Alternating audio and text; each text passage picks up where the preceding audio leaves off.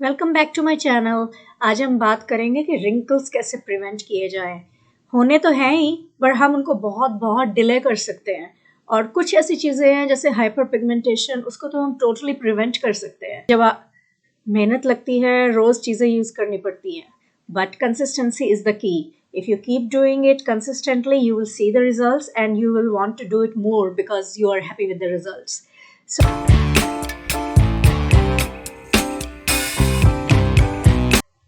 Number one, don't ever skip moisturiser.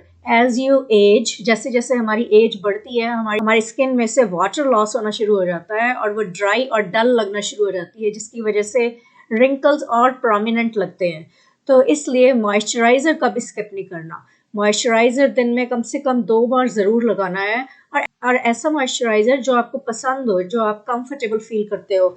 आपको बहुत महंगा मॉइस्चराइजर लेने की ज़रूरत नहीं है, कोई फ्रेग्रेंस वाला, कोई हाई फाई स्टोर से लेने की ज़रूरत नहीं है। सीटाफिल का मॉइस्चराइज़र बेस्ट है, और सीरावी का मॉइस्चराइज़र। मैं नीचे लिस्ट दूंगी मॉइस्चराइज़र्स की जो मेरे फेवरेट हैं, और आप उसमें से कोई भी खरीद सकते हो। मॉइस्चराइज़र कम से कम दिन में 2 बार लगाना है, फर्स्ट मॉर्निंग में और second after your face washing in the evening. So first time morning में जब आप लगाओगे, जब आप when you just stepped out of the shower और योर बाथ, और आपने सारा and your skin and you have wiped your skin with the towel very gently, but it's still a little damp, that is the perfect time to add moisturizer even before opening the bathroom door, because it's humid inside, your skin is damp, that's the time. So moisturiser अच्छे से सारे face पे लगाओ, और उसके बाद 15 minute wait करो अगली चीज़ लगाने के लिए जो मैं आपको बताने वाली हूँ। Number 2, sunscreen. सनस्क्रीन इतना अंडर एस्टिमेटेड है। Sunscreen not only prevents us from the damage that ultraviolet rays can cause us from now on, but also जो पहले का डैमेज हो चुका है उसको स्किन ठीक करती है। जब आप अपनी स्किन को सनस्क्रीन से कवर कर लेते हो, तो जो इंसल्टिंग फैक्टर है, जो ट्रिगर है, वो नहीं आ रहा है, तो स्किन, हमारी बॉडी अपने आप रिजुवनेट करती है। And skin is not less, skin is just like, and skin is one of the tissues जो अपने आप को रीजनरेट करती है, न्यू सेल्स प्रोड्यूस करती है। तो जब आप सनस्क्रीन लगाओगे तो आपको बहुत ज़्यादा बेनिफिट होगा। सनस्क्रीन सारा टाइम लगाना है। It should be a life style, it should be a habit of yours. ऐसा नहीं कि सिर्फ बहुत धूप है और जून जुलाई में आप सिर्फ जब बाहर जा रहे हो तो सनस्क्रीन लगा रहे हो। नो, सुबह मॉइस्चराइज़र लगाने के 15 मिनट, आधे घंटे बाद जब आपको लगे कि वो अच्छे से एब्जॉर्ब हो गया है, तो सनस्क्रीन की एक थिक लेयर लगाओ। सनस्क्रीन भी आप ऐसा खरीदो जो आपको बहुत अच्छा लगता है। Chemical sunscreen which might contain these ingredients, and then it could be a physical sunscreen which might contain these ingredients. मेरा फेवरेट फिजिकल सनस्क्रीन है, क्योंकि उसको बार बार ज़्यादा लगाने की ज़रूरत नहीं पड़ती unless you are continuously exposed to sunlight. अगर आप सारा टाइम ही धूप में काम कर रहे हो तो आपको हर 2-3 घंटे में लगाना पड़ेगा। लेकिन आप अगर ऑफिस के अंदर बैठे हो और एक आपने सुबह थिक लेयर लगा ली है, उसके बाद आप अपनी विंडोज़ को भी अच्छे से यूवी टिंट कवर करके रखते हो, तो फिर दोबारा लगाने की ज़रूरत नहीं है। मैं सनस्क्रीन सिर्फ ट्वाइस अ डे लगाती हूँ। एक तो जब मैं सुबह ड्राइव करके ऑफिस जाती हूँ, I put on a thick layer of a physical sunscreen. मैं आपको अगेन अपने फेवरेट्स नीचे डिस्क्रिप्शन में दे दूँगी, and you can pick any one of those. So there are lot of them that I have tried. India में और America में कुछ हैं जो मेरे फेवरेट हैं। मुझे पर्सनली फिजिकल सनस्क्रीन ज़्यादा पसंद है, बिकॉज वो रैशेज़ नहीं करते और they don't cause teary eyes. Chemical sunscreen sometimes can cause you rashes, allergies, depending on the skin. So it all depends on your skin and personal liking. आप अगर humid जगह पे रहते हो तो ऐसा सनस्क्रीन लगाओ जो वाटर रेजिस्टेंट हो, वो देर तक काम करेगा। अगर आप पसीना आता है आपको तो भी वो उतरेगा नहीं। और उसके बाद जब मैं वापस घर आती हूँ ड्राइविंग, तो कार में बैठने से पहले, इवन पार्किंग लॉट में जाने से पहले, I put on thick layer, literally a very thick layer of sunscreen on my face, जो कि मेरे को पूरा रास्ता सेव करता है। और घर आके अगर मेरे को लग रहा है कि विंडोज़ में से अभी लाइट आ रही है, घर में डे टाइम है, तो उसको मैं उतारती नहीं हूँ, मैं उसको रात को उतारती हूँ जब जब रात हो जाती है, जब मेरे को लगता है कि it's dark outside. Sunscreen remove करने के लिए बहुत ज़रूरी है कि आप उसको किसी ऑयल से रिमूव करो।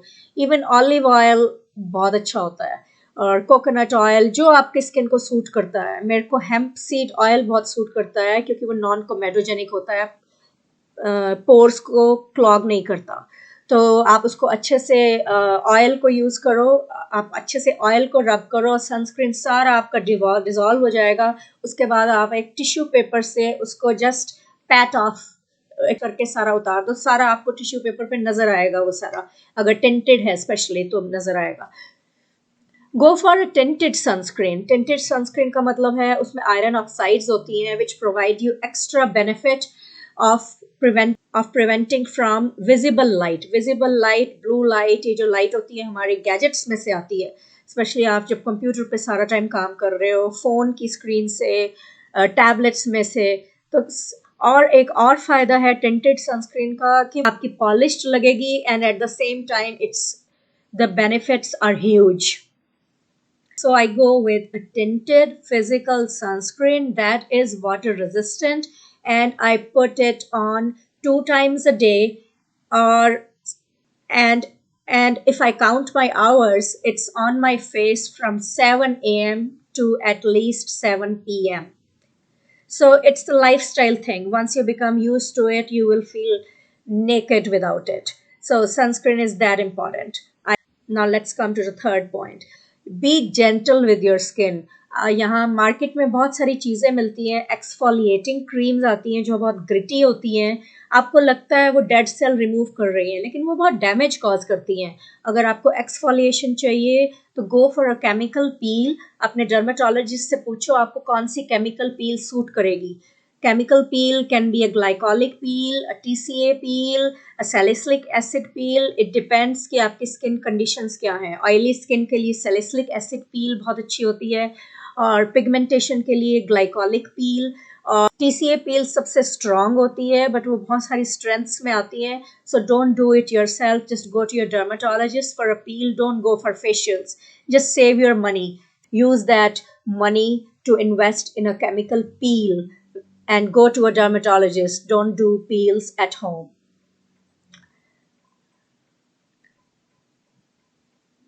The next thing is collagen supplements. It can improve your skin a lot. हमारी skin जो है mainly collagen की बनी है, और एज के साथ जो कोलेजन है वो ख़त्म हो जाता है, और तभी जो है सैगिंग स्किन होती है। तो कोलेजन के सप्लीमेंट्स जो मार्केट में मिलते हैं, चाहे आप उसको शेक में डाल के पियो, स्मूदी में डाल के पियो, I'm not talking about topical creams yet. I'm talking about the supplements जो आप orally ले सकते हो. Yes, research ने अभी show किया है, जो आप supplements अपने joints के लिए लेते हो जिसमें collagen होता है, वो आपकी skin को भी help करता है, क्योंकि collagen जैसे आपके joints में है उसी तरह से collagen जो है आपकी skin में भी है। तो supplements जो है वो help करेंगे आपकी wrinkle prevention में। Number 5 is stay away from junk food and do some fasting. Please watch my video on intermittent fasting, because intermittent fasting जब आप लंबे टाइम के लिए करते हो, especially 18 hours plus, then there is a process in the body that starts. It's called autophagy. Autophagy में आपके senescent cells जो है, जो बूढ़े cells हैं, वो उसकी सफाई होती है बॉडी में और नए cells बनते हैं। Intermittent fasting is very, very beneficial for your skin. You will start seeing the results in a month. अगर आप हर हफ्ते एक 18 hour का fast करते हो, I do 24-hour fast once a week, and I have seen tremendous results. Not only has it benefited me in weight loss, लेकिन इसने मेरे को help किया है immunity में भी, और skin texture में, और number 3 डिप्रेशन में।